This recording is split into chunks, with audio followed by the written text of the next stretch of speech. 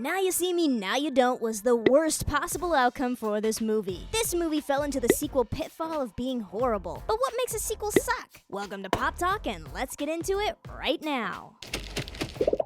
What's up, movie nerds? I recently watched Now You Three Me, so here's my review. Because the closer you think you are, the less you'll actually see. This movie was not good. Disappointment doesn't even begin to cover it. It completely missed the tone of the original and introduced 3 unnecessary characters that were just cringy versions of the original Horsemen. They weren't fun. They delivered flat performances with message-pushing dialogue that just bogged everything down. And for some reason, the movie wanted us to believe that they were better magicians than the actual Horsemen. Because of that, the story fell apart. The original Horsemen were outsmarted, sidelined, and made to look obsolete. And on top of that, the 3 newcomers, spoiler alert, got Morgan Freeman's character killed for no reason other than wanting revenge. This movie lacked the fun, clever energy of the originals, and instead focused on messy personal drama instead of the Robin Hood-style missions that made this series exciting. Also, we barely saw any actual magic tricks. Not to mention James Franco should have had a lot more card-throwing moments, and Woody Harrelson's character was basically an afterthought in his own movie. And the villain? Flat and tropey. They basically made her a Nazi who liked killing people. You can't write a better villain? You gotta use that to make her feel bad? Just so dumb. And what I want to know is why they abandoned everything that made the originals great just to put these new characters in the spotlight. The whole film felt unbelievable, dull, and I wish I hadn't watched it. But this isn't just a Now You See Me problem. It's a sequel problem. A lot of sequels lose the magic of the originals because the writers either overreach, want a quick cash grab, or they try to shove out the old characters to make room for new characters. But these problems are why I disliked Shrek 3, 4, and The Incredibles 2. Rapunzel,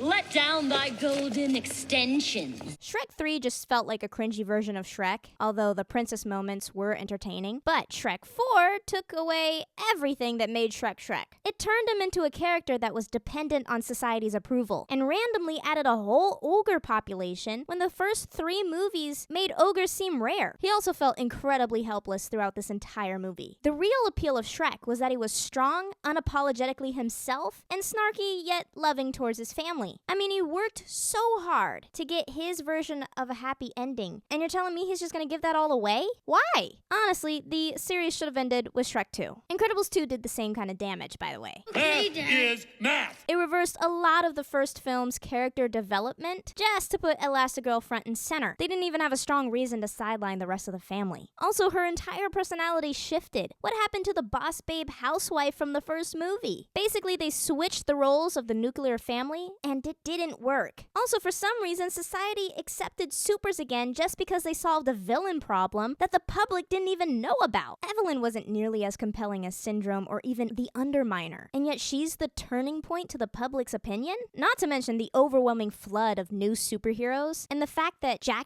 was a baby-shaped Deus Ex Machina. Basically, they gave him powers for whenever they needed the story to work.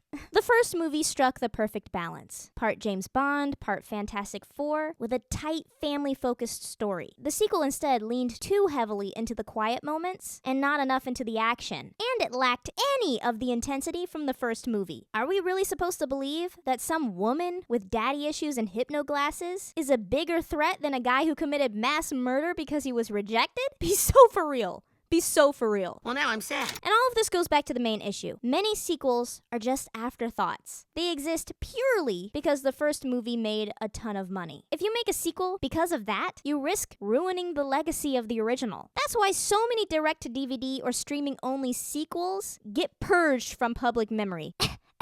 The Megamind sequel. Studios tend to think that audiences want something completely new. But that's not what we want when it comes to sequels. We want the familiar. A fresh coat of paint in the same color. Not a whole new cast replacing characters that we love. I mean, if there was a Ratatouille sequel, no one would want some random rat replacing Remy or a story about his child. We'd want to follow the original characters in the next step of their adventure. That's why Trolls 3 worked so surprisingly well. It brought in new things, but it never sidelined Branch and Poppy. You gotta remember, the desire for sequels comes from how great the original was. Change everything and you're gonna get a mediocre film that just fades into obscurity, and at the same time disillusions the public. So scriptwriters, let's make a pact. You start writing genuinely good movies again, and if you get the chance to write a sequel, do it with thought, purpose, and an actual understanding of what made the original movie special. Wrap that up and give it to a child on Christmas, because we're done. Hey, I hope you enjoyed my 4th episode of Pop Talk. Click right here to see my most recent review on The Running Man. Can you believe they adapted the book so well just to change and rush the ending? Anyway, thank you so much for watching, and just remember, once you pass the popcorn to me, it's okay to talk, it's okay to text, and I'll see you later. Bye!